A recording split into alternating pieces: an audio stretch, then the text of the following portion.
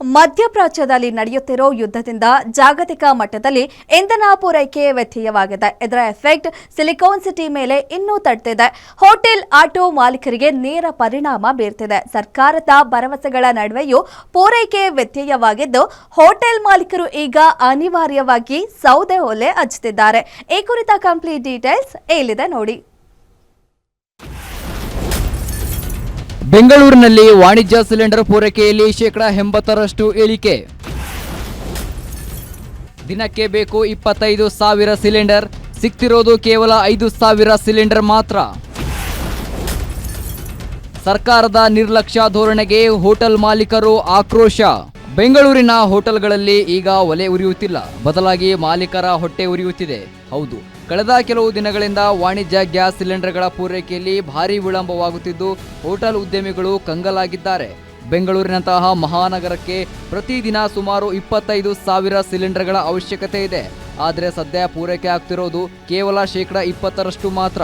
ಇದರಿಂದಾಗಿ ಸಣ್ಣ ಮತ್ತು ಮಧ್ಯಮ ಹೋಟೆಲ್ಗಳು ಬೀದಿಗೆ ಬೀಳುವ ಹಂತಕ್ಕೆ ತಲುಪಿವೆ.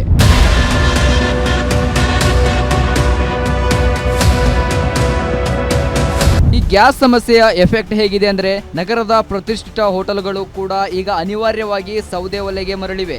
ಉದಾಹರಣೆಗೆ ಬೆಂಗಳೂರಿನ ಫೇಮಸ್ ಮರಾಠ ಹೋಟೆಲ್ನಲ್ಲಿ ಈಗ ಸಿಲಿಂಡರ್ ಬದಲು ಸೌದೆಯನ್ನೇ ಬಳಸಿ ಬಿರಿಯಾನಿ ತಯಾರಿಸಲಾಗುತ್ತಿದೆ. ಗ್ಯಾಸ್ ಇಲ್ಲದೆ ವ್ಯಾಪಾರ ನಿಲ್ಲಿಸಲು ಸಾಧ್ಯವಿಲ್ಲ, ಅದಕ್ಕೆ ಹಳೆಯ ಪದ್ಧತಿಗೆ ಮರಳಿದ್ದೇವೆ ಅಂತ ಹೋಟೆಲ್ ಮಾಲೀಕರು ಅಳಲು ತೋಡಿಕೊಂಡಿದ್ದಾರೆ. ಗ್ಯಾಸ್ ಇಲ್ಲದೆ ಇರೋ ಕಾರಣ ಸೌದೆ ಒಲೆ ಮಟನ್ ರೆಡಿ ಆಗ್ತಾ ಇದೆ ನಮ್ಮ ಹೋಟ್ಲಲ್ಲಿ. ಇವತ್ತು ಟೇಸ್ಟು ಇನ್ನೂ ಚೆನ್ನಾಗಿರುತ್ತೆ ಅಂತ ಅಂದ್ಕೊಂಡಿದ್ದೀನಿ. ಇತ್ತ ಸರ್ಕಾರ ಮಾತ್ರ ಸಿಲಿಂಡರ್ ಕೊರತೆ ಇಲ್ಲ ಅಂತಿದೆ. ಆದರೆ ಹೋಟೆಲ್ ಮಾಲೀಕರ ಸಂಘದ ಆಕ್ರೋಶ ಮಾತ್ರ ಕಮ್ಮಿಯಾಗಿಲ್ಲ. 33% ಪೂರೈಕೆ ಆಗಬೇಕಿದ್ದ ಜಾಗದಲ್ಲಿ ಕೇವಲ 20% ಮಾತ್ರ ಸಿಗ್ತಿರುವುದು ಉದ್ಯಮವನ್ನ ಹಳ್ಳಿ ತಪ್ಪಿಸಿದೆ. ಬಾಡಿಗೆ ಕಟ್ಟುವುದು, ಸಿಬ್ಬಂದಿಗೆ ಸಂಬಳ ಕೊಡುವುದು ಕೂಡ ಈಗ ಮಾಲೀಕರಿಗೆ ಕಷ್ಟವಾಗುತ್ತಿದೆ.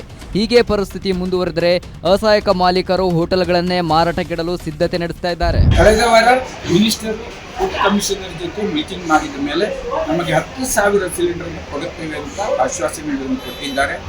ಅದೇ ರೀತಿ 33% ಸರಬರಾಜು ಆಗಬೇಕಾಗಿತ್ತು. ಕೆಲವೊಂದು ಹೋಟೆಲ್ಗಳಿಗಷ್ಟೇ 20ರಿಂದ 25% ಸಿಕ್ಕಿರುತ್ತದೆ. ಅದು ಸಂತಸದ ಸುದ್ದಿ. ಆದರೆ ಸಣ್ಣ ಮತ್ತು ಮಧ್ಯಮದ ಹೋಟೆಲ್ಗಳಿಗೆ ಯಾವುದೇ ಸಿಲಿಂಡರ್ ಸರಬರಾಜು ಆಗದಿರುವುದು ಬಹಳಷ್ಟು ಬೇಸರವಾಗಿರುತ್ತದೆ. ಅವರಿಗೆ ಅಲ್ಟರ್ನೇಟ್ ಮೆಥಡ್ ಆಗಿ ಇಂಡಕ್ಷನ್ ಸ್ಟವ್ ಉಪಯೋಗಿಸಲು ಸಾಧ್ಯವಾಗುತ್ತಿಲ್ಲ. ಬ್ರ್ಯಾಂಡ್ ಬೆಂಗಳೂರು ಹೆಸರಿನ ಹೋಟೆಲ್ ಉದ್ಯಮ ಈಗ ಆಮ್ಲಜನಕದಂತೆ ಗ್ಯಾಸ್ಗಾಗಿ ಪರದಾಡುತ್ತಿದೆ.